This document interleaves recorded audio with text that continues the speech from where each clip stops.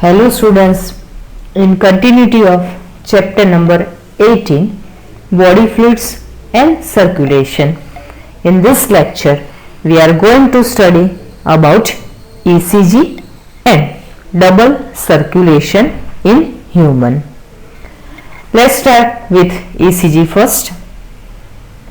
Now, all of you are aware of circulatory system in human body, that is mainly blood circulatory system.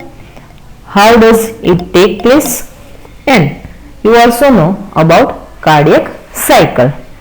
So you can easily understand about ECG or electrocardiograph also. What is ECG? All of you have heard this word, as well as you have also seen the presentation of electrocardiograph. Actually it is on paper, graphically presentation. It is a graphical representation of electric activity of heart during cardiac cycle. You have a clear idea about beating of heart, what is heart beating, and how does cardiac cycle take place in our body. Often you have seen also in hospital, where in television or in movies also, a typical type of scene of this. So you are familiar to this also. A patient is hooked up to a monitoring machine that show voltage traces fluctuation on screen, and it makes sound. So typical sound when such a type of person is actually undergo for diagnosis of cardiac activity. So this way, this graphical representation of electric activity of heart during cardiac cycle is known as ECG or electrocardiograph. This type of machine, electrocardiograph, is used to obtain an electrocardiogram. ECG is a graphical representation of electric activity of heart during cardiac cycle. To obtain a standard ECG, actually a patient is connected to the machine with 3 electrical leads. Now which are these 3 electrical leads? 1 to each wrist, it means 2, and to the left ankle 1. So we can say this way, 3 electric leads, 1 to each wrist and to the left ankle. So 3 total. Is continuously monitored heart activity. For detailed evaluation of heart's function, multiple leads are attached to the chest region also. So we can say its arrangement is for diagrammatic representation of standard ECG. When we study this type of presentation on paper, graphical representation of this type of cardiac activity, heart activity, then we can see waves on it. It means that P, Q, R, S, T. So P to T type of waves is correspond to a specific electric activity of the heart. So this representation is actually in this form, PQRST wave, and this waves there is a represent electric activity of the heart. Now let's understand about each and every wave. First, P wave. P wave represent the electric excitation, or we can also say depolarization of the atria, which leads to the contraction of both atria. It means that simply we can say it's a contraction of atrium on both sides, right and left each. So it's a electrical excitation or depolarization of atria, contraction of both atria.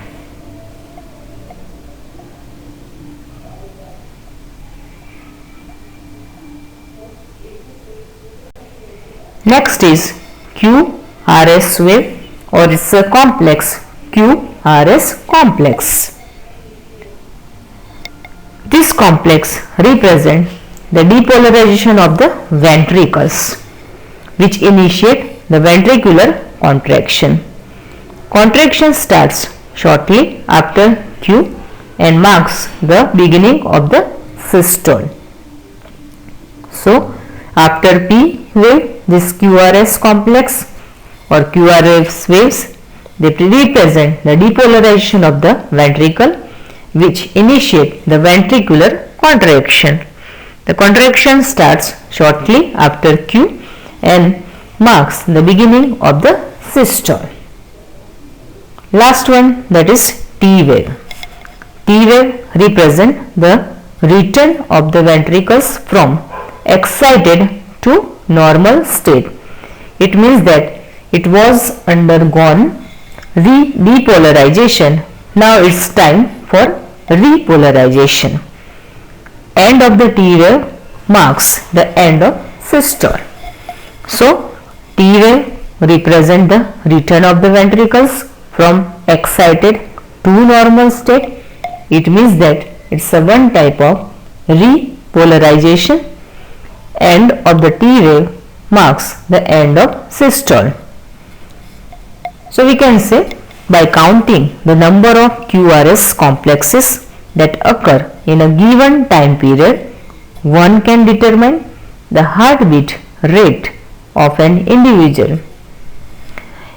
ECGs obtained from different individuals have roughly the same shape for a given lead configuration. Any deviation, or we can say changes from this shape, it indicates a possible abnormality or disease condition. So, we can say, in the field of medical related with human health, it is a great clinical significance also. So, by studying this type of presentation of standard ECG, now we can understand how this type of diagrammatic representation of electric activity of the heart during cardiac cycle we can study. We can come to know about that it's working in normal way or any possible abnormality or disease condition is there or not.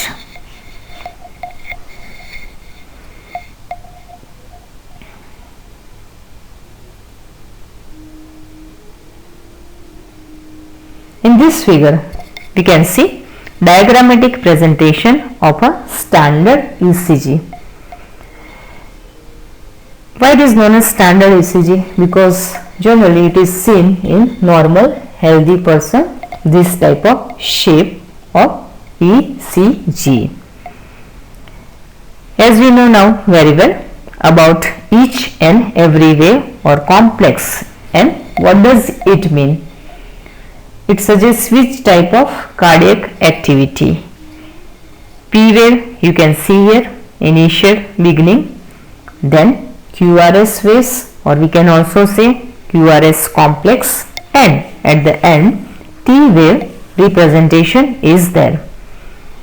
Now you know that P wave represent the electric excitation or depolarization of the atria. It's a contraction of both atria. As we can see here, QRS complex, it represents the depolarization of the ventricle, which initiate the ventricular contraction, and it starts shortly after Q and marks the beginning of the systole. And at last T wave, it represents the return of the ventricle from excited to normal state. So one type of repolarization. End of the T wave marks the end of systole. So now we can easily understand by this diagrammatic presentation of standard ECG about the electrical activity take place in heart during cardiac cycle.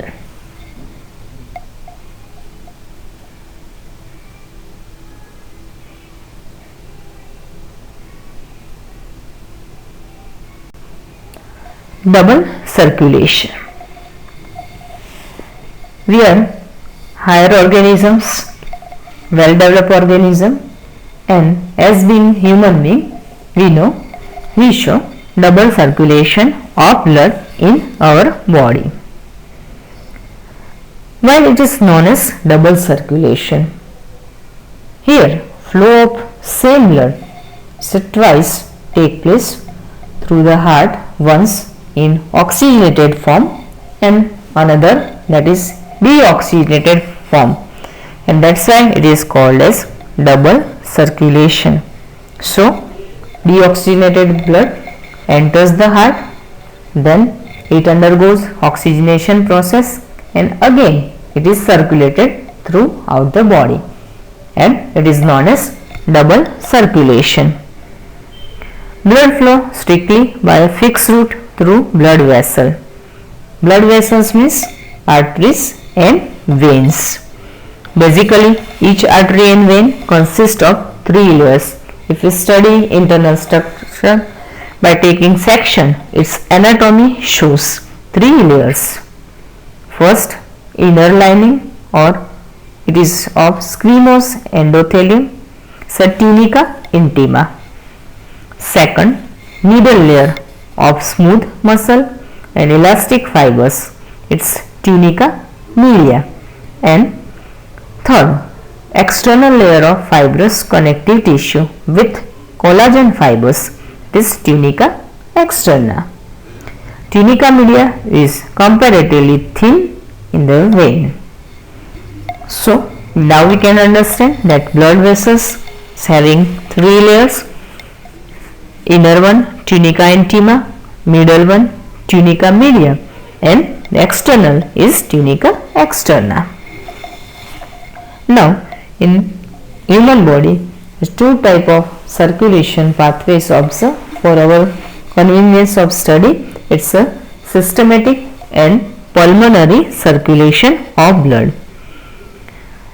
As we know, blood pumped by the right ventricle enter the pulmonary artery, where the left ventricle pump blood into the aorta. The basis of this circulation pathway is classified into systematic circulation and pulmonary circulation. First, that is systematic circulation. Oxygenated blood entering the aorta, carried by a network of arteries, arterioles and capillaries to the tissue, from where the deoxygenated blood is collected by a system of venules, veins and vena cava and emptied into right atrium. It is known as systematic circulation. So it includes the flow of oxygenated blood from the left ventricle to all part of the body, and deoxygenated blood from the various body parts to the right atrium. All systematic circulation start from aorta and ends at superior vena cava, inferior vena cava or coronary serous to right atrium. So this way systematic circulation of blood take place in human body.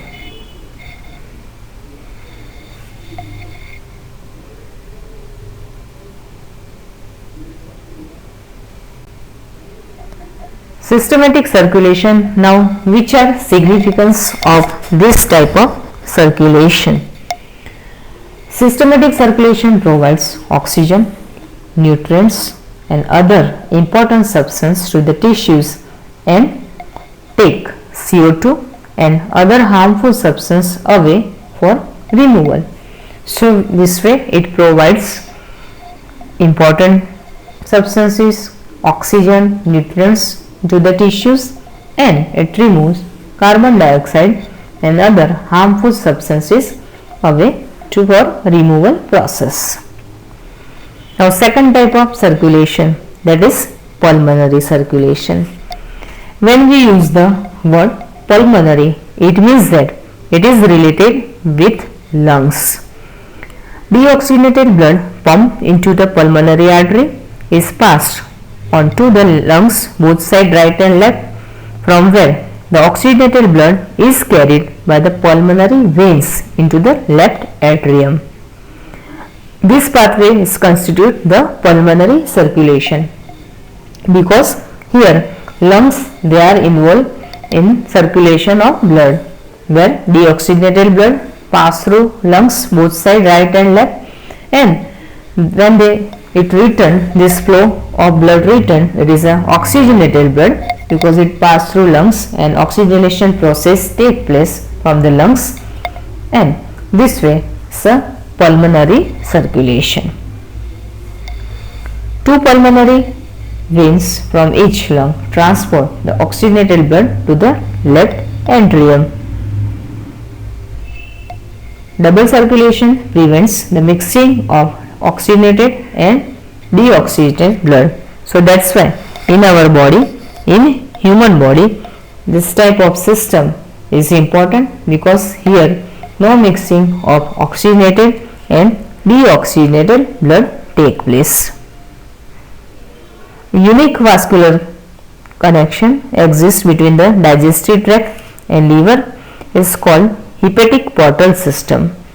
The hepatic portal vein carries blood from intestine to the liver before it is delivered to the systematic circulation. A special coronary system of blood vessel is present in our body exclusively for the circulation of blood to and from the cardiac musculature. So, in our body, hepatic portal system also a unique vascular connection exists between digestive tract and liver. Hepatic portal vein carries blood from intestine to the liver before it is delivered to the systematic circulation. So, now we can understand what is double circulation, meaning of double circulation, how does it take place in human body. It is about deoxygenated blood and oxygenated blood, how does it pass through, and about two type of circulation, that is systematic circulation and pulmonary circulation.